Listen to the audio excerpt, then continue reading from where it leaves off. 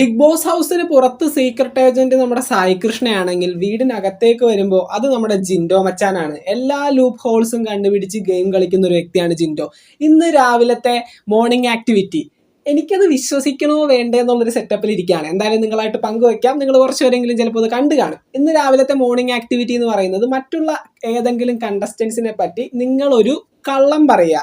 നിങ്ങളെല്ലാവരും കള്ളം പറയുന്നവരാണെന്ന് എനിക്കറിയാം, എന്നാലും ഒരവസരം തരികയാണ് മറ്റുള്ളൊരു കണ്ടസ്റ്റന്റിനെ പറ്റി ഒരു കള്ളം പറയാം.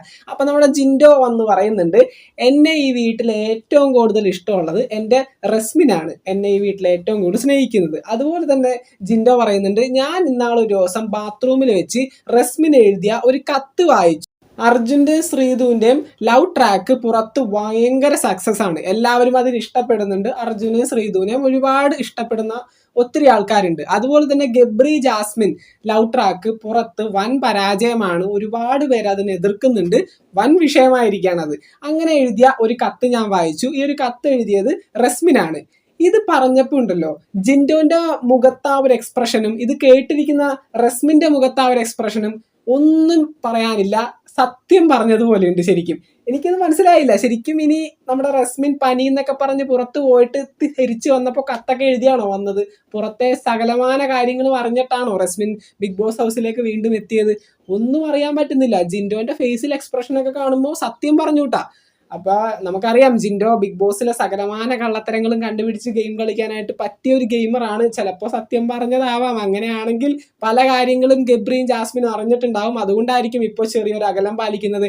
ജാസ്മിൻ ഫുഡ് കഴിച്ച് പോയതിന് ശേഷം പിന്നെ ഗബ്രി വരുന്നത്, മറ്റുള്ളവരോട് ഗബ്രി അധികം നേരം ഇപ്പോൾ ഇരുന്ന് ഇന്ററാക്ട് ചെയ്യുന്നത്, അതൊക്കെ എന്താണെന്ന് അറിയാൻ പാടില്ല. ചിലപ്പോൾ ജിൻഡോ സത്യം പറഞ്ഞതാവാനായിട്ടുള്ള എല്ലാ സാധ്യതകളും ഉണ്ട്. അല്ലെങ്കിൽ ഇങ്ങനെ ഒരു കള്ളം ആരെങ്കിലും പെട്ടെന്ന് ഇങ്ങനെ ആലോചിച്ചെടുത്ത് പറയോ, ഒരു കത്ത് എഴുതി വെച്ചു റസ്മിൻ, ബാത്റൂമിൽ നിന്ന് ഞാനത് എടുത്തു വായിച്ചു, അതിൽ ഇങ്ങനെയാണ്.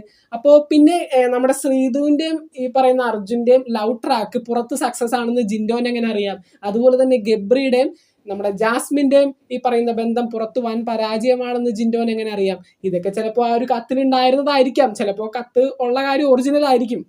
ഒരു മോർണിംഗ് ആക്ടിവിറ്റി കിട്ടിയപ്പോൾ ജിൻഡോ ഒരവസരത്തിൽ ഇതിനെപ്പറ്റി പറഞ്ഞതേ ഉള്ളൂ. ജിൻഡോ ഇതിനെപ്പറ്റിയും മുന്നും കുറേ കാര്യങ്ങൾ മോർണിംഗ് ആക്ടിവിറ്റികളിൽ ഇത്തരത്തിൽ പറഞ്ഞിട്ടുണ്ട്. ഏറ്റവും അവസാനം അത് സത്യമാണെന്നുള്ള കാര്യം എല്ലാവരും അറിഞ്ഞിട്ടുണ്ടായിരുന്നു. നമ്മുടെ റസ്മിൻ്റെയും ജാസ്മിൻ്റെയും നോറയുടെയൊക്കെ ഫോൺ കോൾ ഇഷ്യൂ നിങ്ങൾക്കറിയാമല്ലോ. അപ്പോൾ അങ്ങനെയൊക്കെയാണ് കാര്യങ്ങൾ. അപ്പോൾ നിങ്ങളുടെ അഭിപ്രായങ്ങൾ തീർച്ചയായിട്ടും താഴെ കമൻറ്റ് ചെയ്യുക. നമുക്ക് മറ്റൊരു വീഡിയോ ആയിട്ട് കാണാം.